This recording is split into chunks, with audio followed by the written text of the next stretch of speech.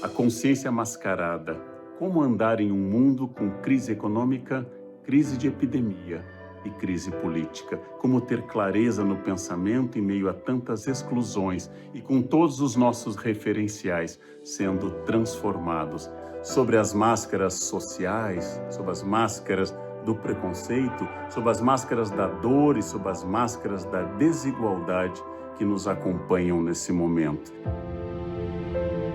Nós temos hoje a honra, o privilégio de começar um debate amplo, um debate democrático, um debate plural, com especialistas de diversas áreas.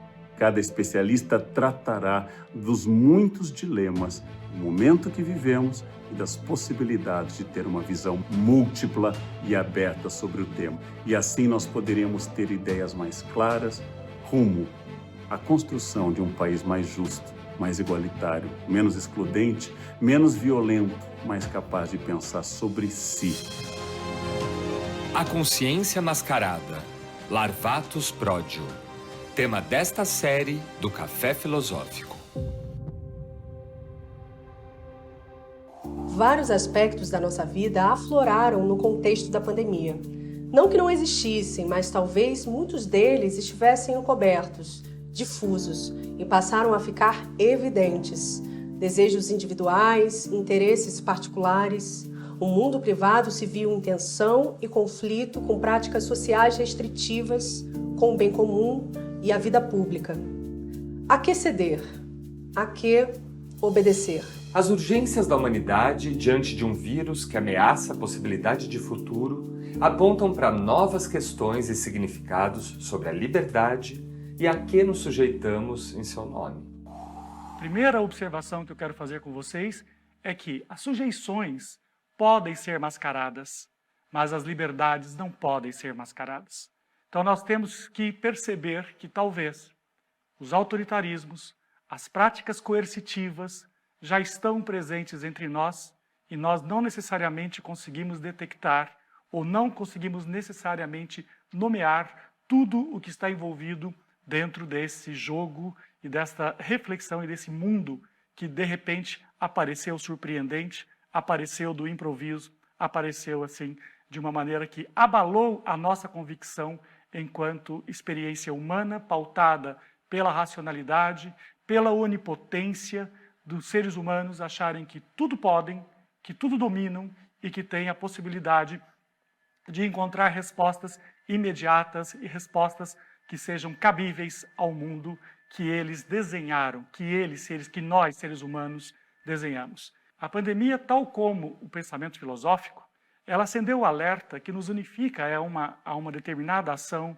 a um determinado princípio filosófico, que é de que somos todos ignorantes. A consciência da ignorância é o primeiro passo para que eu possa conhecer alguma coisa nova. Nesse sentido, nós ignoramos, a partir da epidemia, ou descobrimos que ignoramos, a partir da epidemia, o limite do corpo, o limite da vida, o limite da permanência. Em tempo recorde, readquirimos a percepção de que não controlamos tudo. Consequentemente, o mundo que nos ameaça hoje é um mundo que nos desafia a pensar sobre ele e restabelecer outras significações e restabelecer outras conexões para que a vida possa continuar a ser vivida. Gostaria de fazer um paralelo de que nós estamos um pouco como os prisioneiros da caverna de Platão. Todos conhecem o sentido e a história, a narrativa da alegoria da caverna. Prisioneiros que estão dentro de uma caverna e que veem a partir de sombras, a partir de imagens. E acreditam ser essas sombras, essas imagens, o verdadeiro conhecimento. Não vou narrar toda a história aqui, mas nos interessa perceber que, naquela visão, tudo que eles têm são miragens que se projeta diante deles. E, ao mesmo tempo, aqueles prisioneiros acreditam estar vendo a própria realidade, a própria verdade. A ignorância, no sentido filosófico, é o ponto de partida para a aquisição de novos conhecimentos. Hoje, o que nós temos é que nós estamos rodeados de negacionistas, de sabotadores, de pessoas que elevaram à enésima potência a crença sobre si e sobre os seus ídolos. E pior, a ponto de produzirem uma autoimagem a ponto de produzirem um discurso que ridiculariza o bom senso, as evidências, as lógicas, a razão e todos aqueles que buscam uma reflexão. É a desfaçatez da ignorância que nós estamos vivendo nesse momento. Portanto, perversamente, há um jogo da ignorância que está sendo alimentado para sujeitar pessoas e sociedades inteiras. Notem, a ignorância enaltecida hoje é diferente daquela do espírito filosófico. A ignorância atual não é a ignorância pautada pela falta de conhecimento, pura e simplesmente, mas é a ignorância pautada pela pós-verdade, pelas fake news e pelas mentiras que são produzidas nesse reino da opinião pessoal e de uma legitimação autoritária dos indivíduos que creem ter salvo-conduto para poder prescrever tratamentos ou soluções como se fossem adivinhos. A nossa saúde e a nossa liberdade estão em risco pela propagação desse tipo de discurso, pela propagação do enaltecimento da ignorância. Claro que eles não se assumem enquanto ignorantes, mas uma das grandes estratégias do ignorante é pensar ser ele mesmo um sábio. O fato que nós estamos vivendo num contexto de pandemia em que a ausência de critérios para a tomada de decisões marcou a experiência e está marcando a experiência da sociedade brasileira. Nesse sentido, estamos escancarando problemas que já estavam à nossa frente, como o autoritarismo, as desigualdades e a ausência de cuidados com a vida. A questão que me mobiliza hoje é, a partir das escolhas que surgiram nesse contexto, pensar a obediência às regras aos ditames da ciência, é uma forma de sujeição ou é uma forma de exercício de liberdade? Como é que eu posso me equilibrar nesse jogo em que uns acusam de que nós estejamos entrando num processo de um Estado totalitário porque estamos seguindo procedimentos ou discursos definidos pela ciência, pelos conhecimentos do campo sanitário para poder combater a propagação do vírus? E há outros que pensam que a liberdade individual de romper com os protocolos, com as medidas de distanciamento e outras tantas reflexões ou informações e orientações que recebemos cotidianamente. Há aqueles que pensam que a sua liberdade individual é superior a todas as vontades dos demais seres humanos. Nesse sentido, fica uma pergunta. Essa liberdade individual, será que ela é um valor tão grande, tão potente, tão valoroso, que pode, inclusive, colocar em risco a sua própria vida? Esta é uma das tantas questões que nós temos que pensar nesse contexto que nós estamos atravessando. Segurança ou liberdade é uma questão ou apenas um diversionismo retórico que justifica as indiferenças e as naturalizações diante das milhares de mortos em nosso país? Hoje, vivemos num contexto de riscos e ameaças à existência humana. Temos a própria questão da sustentabilidade, da destruição do meio ambiente. Temos a questão das lógicas de controle da ciência e da tecnologia, a perda de fôlego das resistências e dos movimentos que se insurgem contra esse estado de coisas. Temos o ataque contra a sociedade de direitos. Temos também como risco os determinismos biológicos e os determinismos sociais de que os fortes vão sobreviver. Essa ideia de que os fortes sobrevivem nesse contexto não deixa de esconder uma certa característica e uma certa emulação de um comportamento de eugenia. E isso é lamentável. Então, por onde a gente olhe, seja pela questão biológica da nossa experiência, seja pelas questões políticas, pelas questões sociais, pelas questões culturais, nós estamos envolvidos em um determinado momento que pressupõe, que demanda que nós fiquemos atentos e exerçamos um dos nossos atributos básicos, que é a tarefa de pensar. O grande inimigo da filosofia não é o pensamento mítico, né? O grande inimigo da construção do pensamento lógico é o senso comum e o dogmatismo. E estes dois estão mais vigorosos do que nunca na sociedade que nós vivemos atualmente. Senso comum não é mentira. Senso comum é a potencialização de uma percepção imediata, portanto, sem mediação. O que isso significa? Que as pessoas que se pautam no senso comum podem afirmar coisas e absolutizá-las como verdade sem exercer nenhuma prática de reflexão. Mais perigosa ainda é a prática do dogmatismo. O dogmatismo ele está na base dos negacionistas, porque são cultivadores de um discurso que é rápido, eficiente, compreensível, mas extremamente desonesto. O negacionismo é desonesto porque ele nega a própria realidade. No próximo bloco... Será que um humano, um eu, pode ser a baliza para as vontades e para os desejos dos demais seres humanos?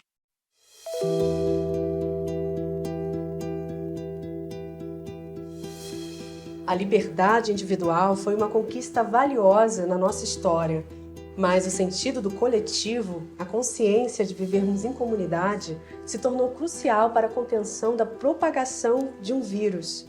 A pandemia nos colocou frente a frente com as possibilidades e o desejo de conciliação ou não desses dois aspectos, mas também nos colocou diante da nossa onipotência e revelou a nossa ignorância, o quanto ainda temos a aprender.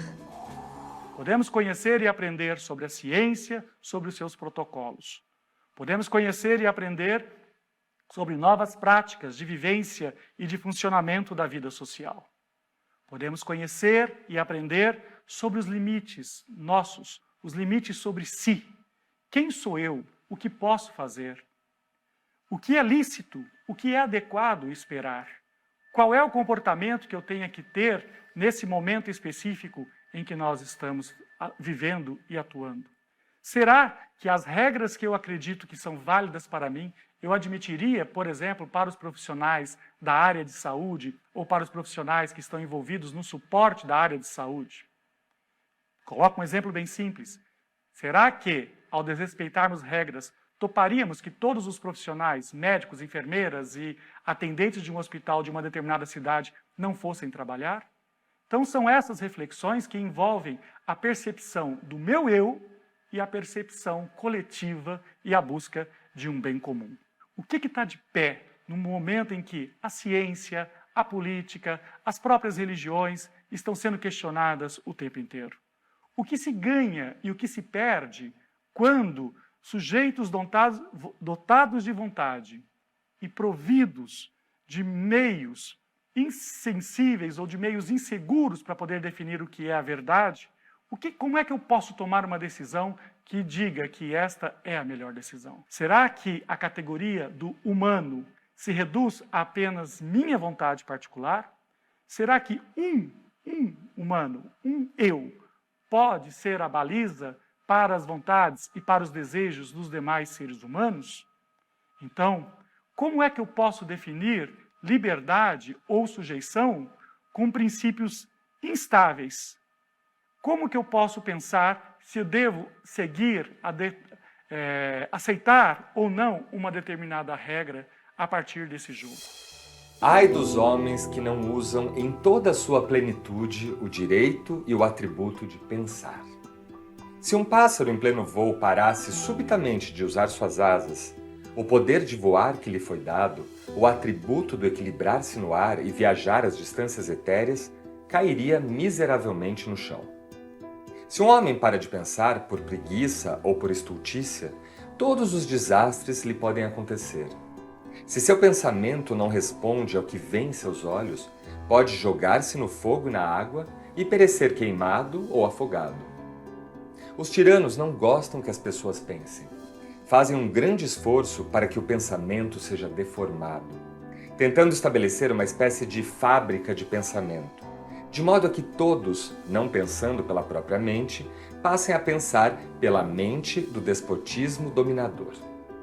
Isso aconteceu algumas vezes na Grécia, mas sempre que o povo se dispôs a exercer com todo vigor o seu direito e o seu atributo de pensar, os tiranos foram destronados, levados ao ostracismo e os despotismos derrubados.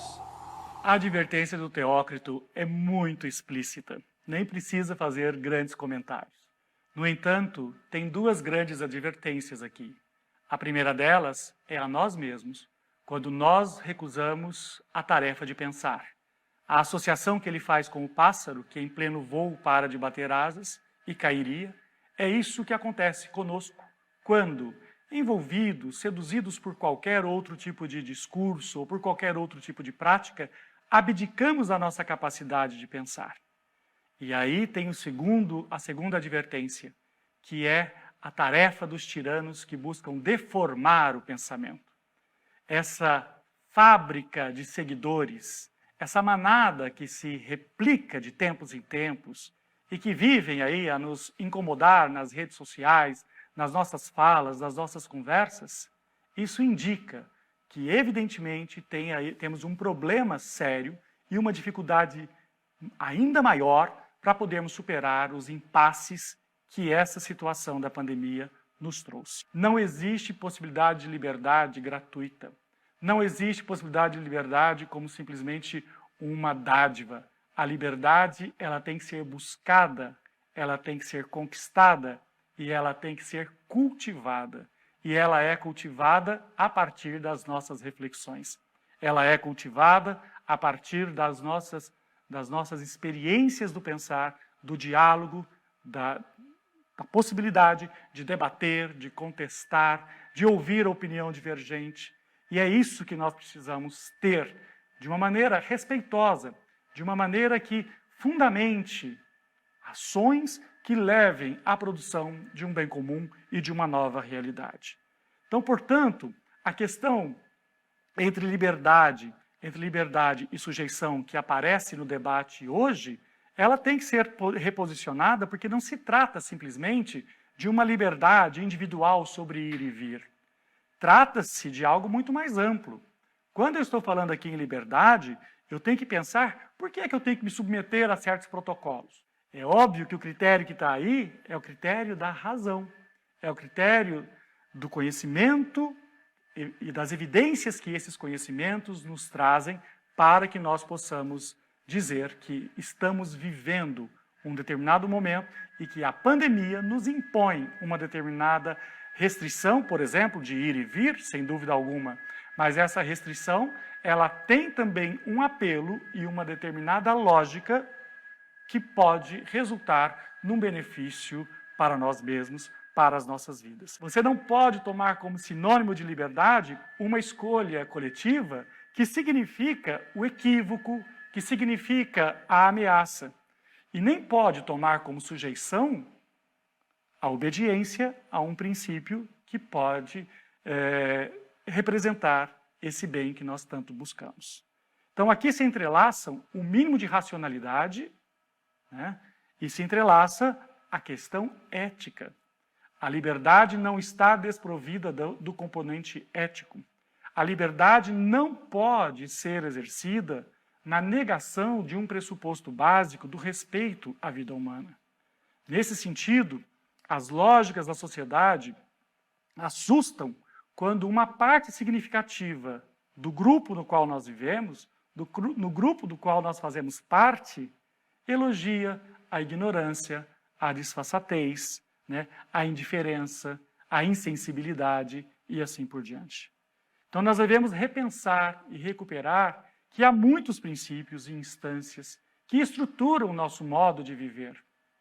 E diante desses princípios, uma sociedade que se pauta pela lógica da busca do bem comum, uma sociedade que se declara fundada nos princípios da democracia, eu tenho que ter a racionalidade, eu tenho que ter a reflexão e eu tenho que ter a capacidade de escolher para poder dizer que nós não seremos escravizados nem pelo vírus e muito menos pelos déspotas de plantão, desde que nós utilizemos a capacidade de refletir, reflexão que gera ação e que gera transformação. Nós não podemos supor que tudo que é racional é bom, mas nesse contexto da pandemia, eu estou querendo chamar a atenção é que a razão é a base do pensamento científico e é esse pensamento científico que está sinalizando para nós algumas das alternativas e alguns dos rumos possíveis para seguir adiante. Notem,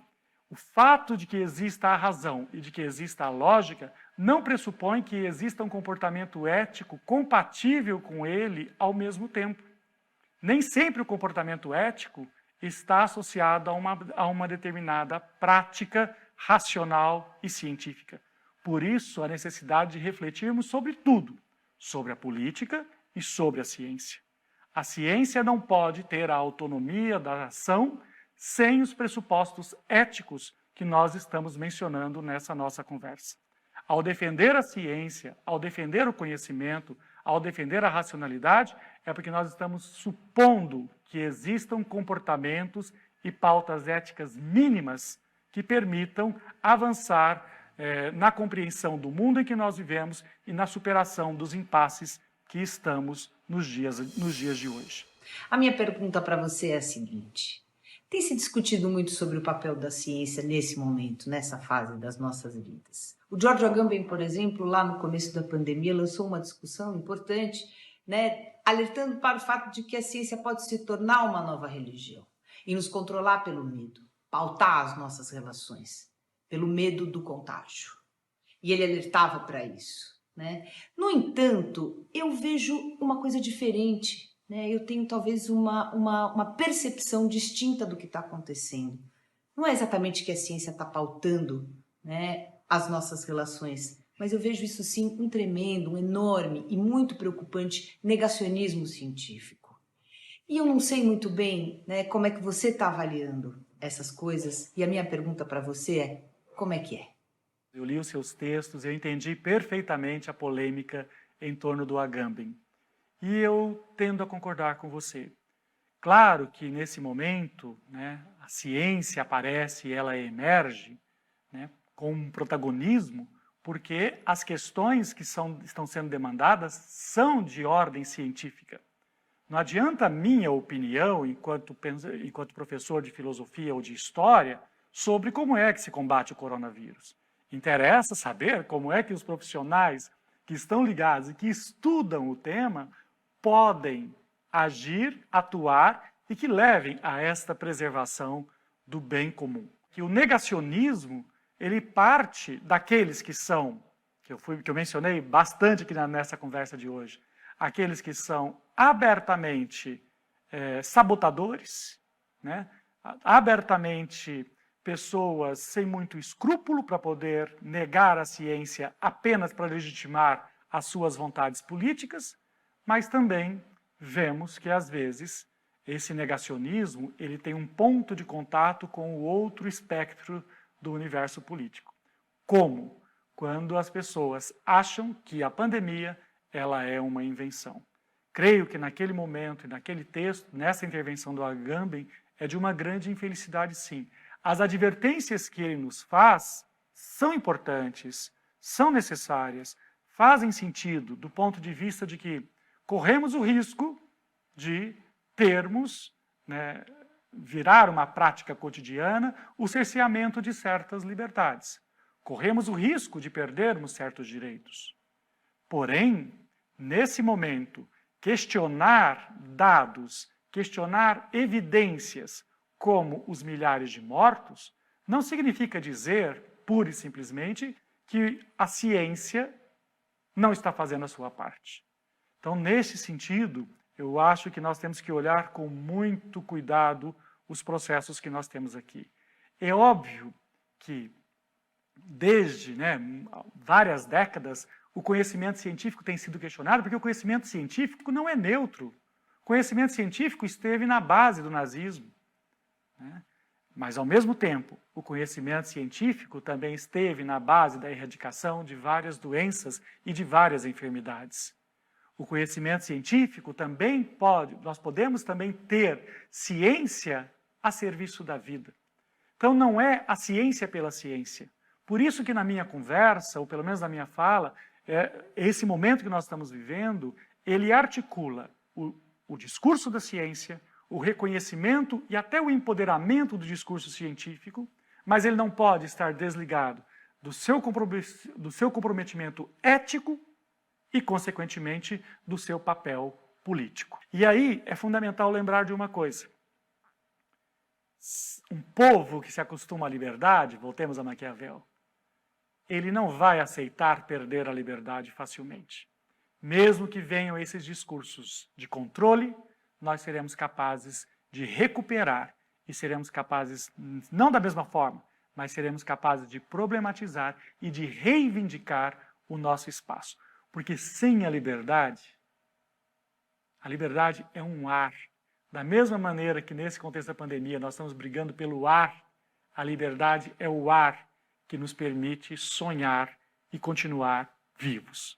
Sem ar, nós desaparecemos. Sem liberdade, nós desaparecemos enquanto corpo político, enquanto sociedade. No próximo bloco, A experiência brasileira, sabemos disso, ela é muito marcada por autoritarismos, pelo elogio da ignorância como método de destruição e perversão do próprio sistema político.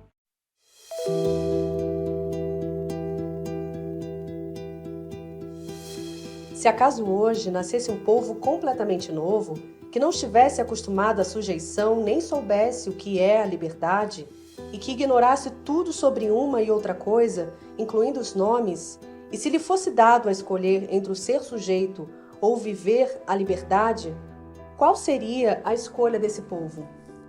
Qual é a lógica entre liberdade e sujeição? Por que que alguns seres humanos mandam e os outros obedecem?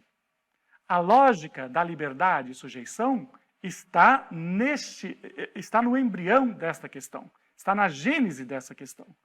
Ora, por que é que governos podem legitimar sobre o que eu faço?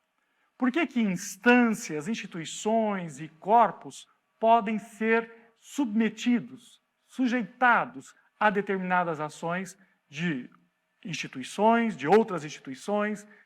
Todo poder é exercido a partir de uma lógica de legitimação. E as legitimações são muito variadas ao longo da história. Já foi o direito divino, a ciência pode ser fonte de legitimação, a soberania popular mediante o voto, os direitos humanos, o próprio capital. Cada tempo encontra suas formas de poder estabelecer porque é que uns mandam e os outros obedecem. Há outras legitimações que passam pelas tradições, passam pelos costumes, passam por códigos que nem sempre são escritos. Quem é que permite que jovens negros sejam mortos pela polícia e esses policiais fiquem impunes? Por que que a lei alcança uns e não encontra outras pessoas?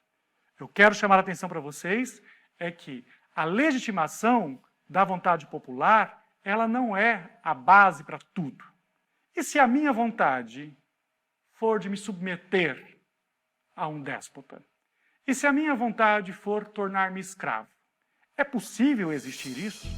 se um particular pode alienar sua liberdade e tornar-se escravo de um senhor, por que não o poderia fazer todo um povo e tornar-se súdito de um rei? Nessa frase existem muitas palavras equívocas a exigir explicação, mas prendamo-nos só à palavra alienar. Alienar é dar ou vender. Ora, um homem que se faz escravo de um outro não se dá, quando muito vende-se pela subsistência. Mas um povo, por que se venderia? O rei, longe de prover a subsistência de seus súditos, apenas dele tira a sua, e um rei não vive com pouco. Afirmar que um homem se dá gratuitamente constitui uma afirmação absurda e inconcebível. Tal ato é ilegítimo e nulo, tão só porque aquele que o pratica não se encontra no completo domínio de seus sentidos. Afirmar a mesma coisa de todo um povo é supor um povo de loucos. A loucura não cria direito. Assim, seja qual for o modo de encarar as coisas, nulo é o direito de escravidão, não só por ser ilegítimo, mas por ser absurdo e nada significar. As palavras escravidão e direito são contraditórias, excluem-se mutuamente. Quer de um homem a outro, quer de um homem a um povo. Eu não sou livre para destruir a própria liberdade. A vontade popular, manifesta pelo jogo democrático, não permite que eu legitime pela democracia os caminhos que levam à destruição da própria democracia. Democracia pressupõe igualdade de direitos, pressupõe liberdades, pressupõe reconhecer as tensões existentes dentro de uma determinada sociedade, reconhecer os conflitos e que nós precisamos encontrar caminhos para que estes conflitos sejam superados. Desta forma, a experiência brasileira, sabemos disso, ela é muito marcada por autoritarismos, pelo elogio da ignorância como método de destruição e perversão do próprio sistema político. Infelizmente, ao longo da nossa história, convivemos muito mais com experiências autoritárias do que períodos de liberdade que nós possamos dizer que eram, pelo menos, um respiro da vida democrática e da vida republicana na sua fundamentação básica. A liberdade só faz sentido e só vai existir liberdade numa determinada sociedade, com as características da sociedade brasileira, quando nós enfrentarmos os nossos reais problemas. E dentre esses reais problemas está a questão da desigualdade, está a questão do preconceito, está a multidão de brasileiros que não tem acesso a direitos mínimos, a direitos básicos. Nós não devemos simplesmente seguir regras porque são ditadas por um governante A, B ou C, mas nós só viveremos a vida política que significa a experiência da liberdade se nós estivermos acompanhados dos meios necessários para esta prática política. O que significa isso? Significa refletir, significa organizar-se e significa enfrentar os reais problemas que nós temos. Professor José Alves, meu grande amigo Zé, na sua interpretação de formação filosófica e histórica, na sua visão, os dias de hoje são os dias mais livres da história humana, em que um jovem pode ficar em casa, na sua internet, dizendo o que quer, se vestindo da maneira que desejar, ou isso é uma gaiola dourada? Vivemos o apogeu da liberdade ou o apogeu da submissão, da sujeição de todas as coisas aos imperativos das redes sociais? Bom, Leandro, meu querido amigo, é uma pergunta extremamente interessante, rica e difícil de ser respondida. Nós estamos vivendo um determinado momento em que mais pessoas podem participar ou ter a sensação de participar de diversos fenômenos, seja, por exemplo, no consumo, seja em torno de um grupo musical, seja por conta das séries que compartilhamos. Existe a sensação de participação, mas sensação de participação não significa sensação de liberdade. Eu não ousaria dizer qual foi o momento de maior prática de liberdade existente na história da humanidade, mas existem vários instantes em que as utopias, em que os sonhos e que os projetos de liberdade estão postos a caminho, e construir a liberdade, buscar essa liberdade, buscar um projeto utópico, é uma forma de já sentir-se livre, mesmo que ainda estejamos sob o jugo de um governo ou de uma situação despótica. Só para colocar de uma maneira mais direta, havia, do ponto de vista das sociedades, dos povos e dos grupos que lutaram na redemocratização, havia mais liberdade, do ponto de vista de que estamos a um passo de conquistá-la do que talvez exista hoje. Hoje eu posso falar mais, sem dúvida alguma. Hoje eu posso me expor mais, mas ao mesmo tempo eu tenho muitas outras instâncias que me limitam. Uma vida política que é pautada no que é coerente falar, ou naquilo que simplesmente eu vivo em torno de uma lógica de milícias reais e digitais. Nós temos que entender que a democracia ela está sob risco, inclusive porque nós transferimos para as redes sociais, para os likes, as nossas experiências políticas. Por mais que tenhamos a sensação de que estejamos participando ativamente ao dar aí os likes, ao curtir páginas e postagens, nós não estamos tendo a riqueza da experiência política. Nós não estamos tendo ganho do ponto de vista do amadurecimento das experiências políticas. As redes sociais, muitas vezes, elas apenas omitem, ocultam as tensões que nós vivemos. Então, tudo isso coloca um determinado desenho de que, na sociedade brasileira, nós não estamos vivendo um bom momento. Não é apenas pela questão da pandemia. E no mundo como um todo, também essas liberdades estão sendo ameaçadas. Talvez devamos recuperar o espírito de que muitos que não lutaram pela liberdade podem desprezá-las. Então, neste sentido, fica o desafio, fica o alerta que temos que conhecer mais sobre a história para poder preservar esse fiapo de liberdade que ainda está em nossas mãos. Mesmo que as redes e os usos políticos das redes estejam destruindo esse ambiente ou essa expectativa de ter um futuro e de ter uma prática de vida livre. Liberdade é a capacidade de autodeterminar-se a partir das circunstâncias variadas. Então, nesse sentido também, eu não vou dizer que vivemos o pior momento. Estou dizendo apenas que nós vivemos um momento de ameaças à nossa existência. E quando eu digo ameaça à nossa existência, obviamente está a ameaça também à nossa liberdade. Agora, eu tenho que viver, nesse momento que nós estamos da pandemia, eu tenho que pensar no bem comum. Então, a questão da obediência ou não a uma determinada regra, a um determinado procedimento, passa por uma questão ética. Estou eu agindo apenas por um devaneio, por um capricho meu, ou eu sou capaz de sair de mim e pensar no coletivo? Agora, a gente não pode se esquecer que, pelas características já mencionadas da sociedade brasileira, que é muito difícil você falar em reciprocidade quando você tem grupos tão desiguais. Como pensar em doação mútua quando as subjetividades estão construídas também dentro do marco da referência do mundo neoliberal, onde eu sou o dono do meu nariz, é tudo do jeito que eu quero? Como é que eu sou capaz de deslocar-me a partir dessa subjetividade em favor de uma reflexão ou de um conjunto de experiências que signifiquem um sair de si e pensar conjuntamente? Esse também é um dos grandes desafios que os autoritarismos, que as tiranias internas, que as tiranias dos sujeitos, que as tiranias da individualidade também impedem a nossa prática política ser uma prática que leve a uma transformação.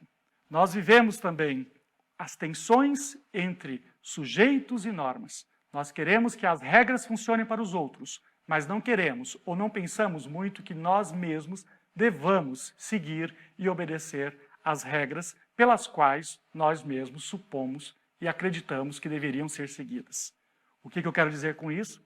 Que sempre haverá o conflito ético entre o sujeito e a norma, entre um princípio da escolha particular e o princípio geral e coletivo que deve nos orientar. Com isso, caminho para pensarmos agora as restrições e a ressignificação da própria individualidade. Como tornar possível as nossas experiências? Quando a Hannah Arendt quando ela escreve o prefácio da Condição Humana, ela relata o lançamento do Sputnik em 1957. E ela relata com um assombro, com um encanto que, afinal de contas, a engenhosidade humana colocou em órbita um satélite. Porém, ao observar os relatos na imprensa, uma frase chamou a atenção dela, que aquele momento foi descrito como sendo um alívio, porque, afinal de contas, os seres humanos estavam dando o primeiro passo para libertar-se de sua prisão na Terra. Estou recuperando isso para pensar que hoje nós também temos, diante do contexto da pandemia, do confinamento, do ficar em casa, nós também estamos aí vivendo uma destituição de um determinado mundo, que é o mundo da vida pública, que é o mundo da ágora, termo da praça pública no mundo grego. Neste sentido, nós temos que perceber que nós estamos passando por uma situação de esvaziamento do mundo. E esse esvaziamento não pode acontecer, porque nós somos o que somos, porque nós criamos significações e nós criamos sentidos porque vivemos nesse mundo, trabalhamos nesse mundo e transformamos esse mundo. Hoje, no desenho da sociedade que nós vivemos uma sociedade marcada pela competição desenfreada conosco mesmos. Nós buscamos superar a nós mesmos.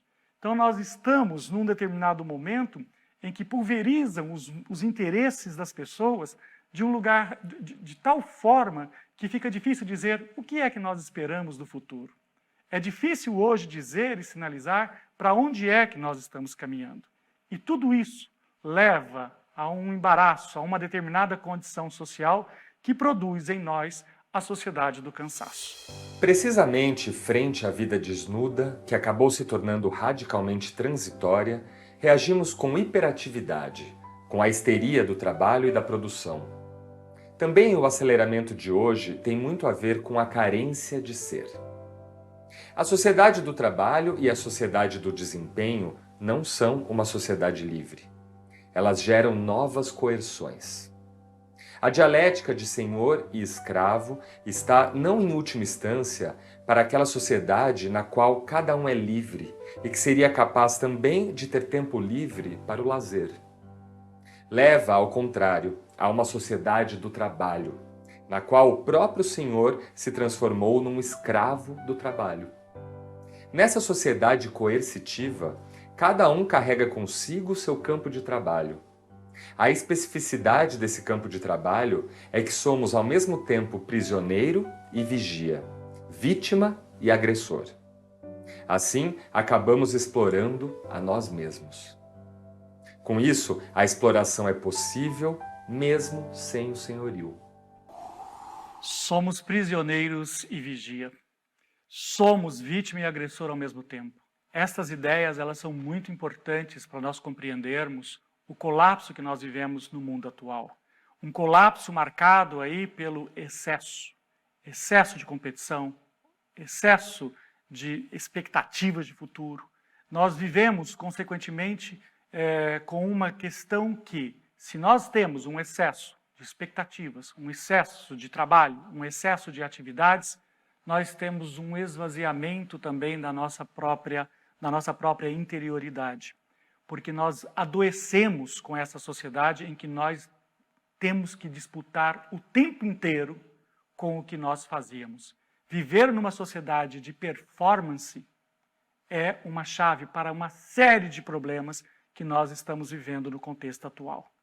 No contexto da pandemia, o mesmo filósofo coreano, ele chamou a atenção de que o vírus não vai nos tornar melhores, não. De fato, porque o vírus não faz revolução. Quem faz revolução e quem transforma são os seres humanos. Para o Han, o que acontece nesse momento é de que o vírus nos isola e nos individualiza ainda mais. O vírus gera um sentimento de fragmentação, destrói o sentimento coletivo que nós poderíamos construir ao longo de uma vida social e de uma vida pública. Nós temos uma série de desdobramentos e de tarefas urgentes para continuarmos pensando e buscando quais são os caminhos que nós temos que buscar.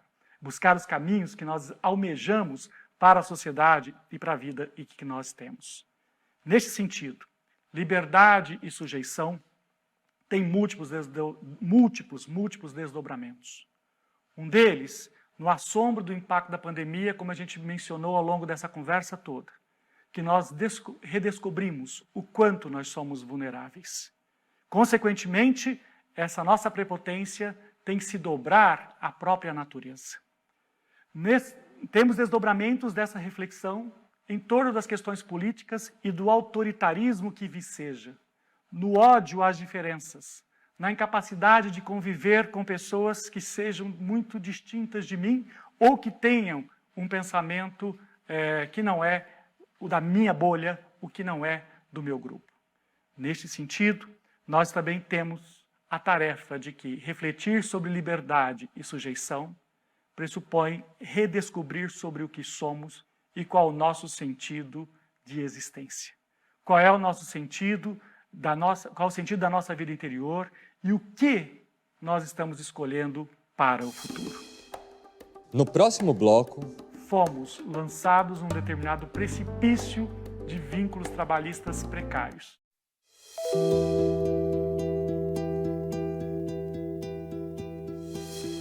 Coragem e covardia são um jogo que se joga a cada instante. Assusta a visão talvez irremediável e que talvez seja a da liberdade. O hábito que temos de olhar através das grades da prisão, o conforto que traz segurar com as duas mãos as barras frias de ferro, A covardia nos mata, pois há aqueles para os quais a prisão é a segurança, as barras um apoio para as mãos. Então reconheço que há poucos homens livres. Olho de novo a paisagem e de novo reconheço que covardia e liberdade estiveram em jogo. Minha coragem, inteiramente possível, me amedronta. Começo até a pensar que entre os loucos há os que não são loucos e que a possibilidade, a que é verdadeiramente, não é para ser explicada. A liberdade é um desejo e pressupõe coragem. Coragem para enfrentar os próprios medos, para negar as sujeições e tudo o que vem em nome dela. Negar tudo aquilo que é capaz de anular o desejo de criação de um outro dia, de um outro amanhã. Seja nos inimigos e temores internos, seja nos inimigos palacianos, seja nos inimigos midiáticos, seja nos inimigos invisíveis, seja nos próprios algoritmos ou mesmo no vírus.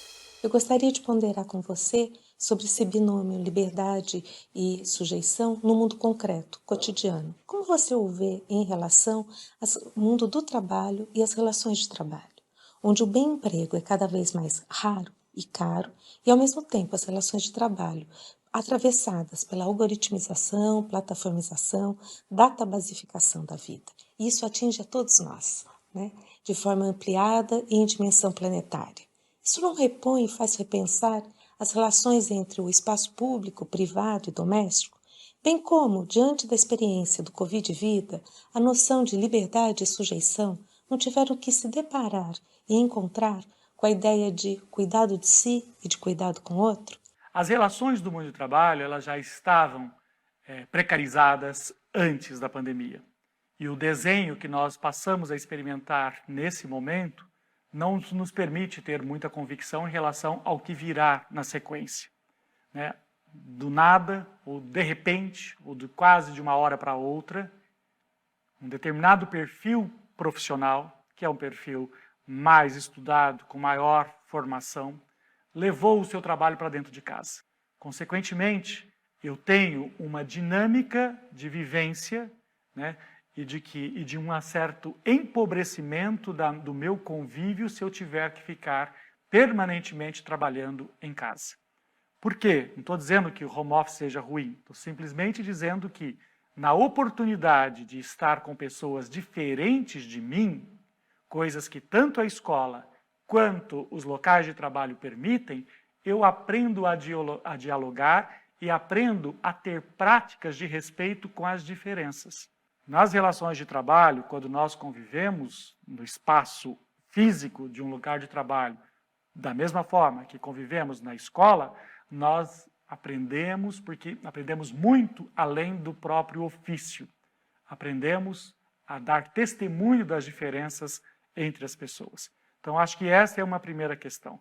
De repente, todos nós agora estamos conectados e trabalhando muito dentro das nossas casas. Mas eu repito, essa é uma condição de um grupo muito privilegiado.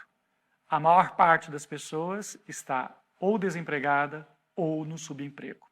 Então, a maior parte das pessoas está se arriscando no transporte coletivo, se arriscando em vivências bastante duras. A pandemia não mudou a crueldade da desigualdade socioeconômica no mundo e, em particular, no nosso país. O fato de nós estarmos trabalhando conectados, que eu acho que daí tem a questão do logaritmo, isso também indica, e isso pode colocar uma pressão ainda maior sobre nós do ponto de vista da produção. Eu temo um pouco pelas relações de trabalho e pela fadiga que nós venhamos a ter por conta desse modelo que está sendo experimentado nos dias atuais. E neste ponto, talvez, não haja tempo sequer para as pessoas cuidarem de si e cuidarem dos outros. Então, quando a gente pensa pais, mães, né, cuidando aí, tendo que dar aula, tendo que, ao mesmo tempo, fazer as suas funções profissionais, né, que essa confusão toda que se instaurou nas casas das pessoas e nos trabalhos e nos ofícios, isso indica um risco que nós temos a partir dessa experiência. Todo mundo dizia que esse era o cenário do futuro das relações trabalhistas. Eu não sei, eu não sou especialista no assunto, mas de qualquer forma, fomos lançados num determinado precipício de vínculos trabalhistas precários. E isso é algo que, por exemplo, a ausência da rua, a ausência dos espaços de organização, a ausência de movimentos de resistência podem tornar estas práticas definitivas e muitas vezes dolorosas por conta das experiências humanas que estão atreladas a tudo isso. Mas, sem dúvida alguma, estar em casa me dá uma certa noção de liberdade, mas, ao mesmo tempo, com todas as lógicas, todos os algoritmos e todas as medições e todas as pressões que surgirão, não significa necessariamente que eu serei dono do meu nariz e não significa que eu terei capacidade de definir os rumos da produção que será demandada de mim. Então, talvez isso possa ser utilizado contra mim, no sentido, estando em casa, você perde tempo com o trânsito, você pode fazer mais coisas, né? Então, talvez o desenho das relações trabalhistas não seja nada otimista, né? Pelo contrário, essa crise já vinha de antes e a pandemia talvez tão somente acelerou para chegarmos a esse processo e a esse momento em que nós nos encontramos. Mais reflexões no site e Facebook do Instituto CPFL e no canal do Café Filosófico no YouTube. A lei serve para dar estabilidade, perenidade, mas quando as vontades sociais e coletivas se desgrudam, se deslocam da lei, essa mesma lei pode ser mudada. Ninguém pode ser eleito democraticamente e praticar atos que levem à destruição da própria democracia. Então, porque isso, na verdade, seria a destruição da sociedade política, tal como nós a conhecemos e nós a concebemos.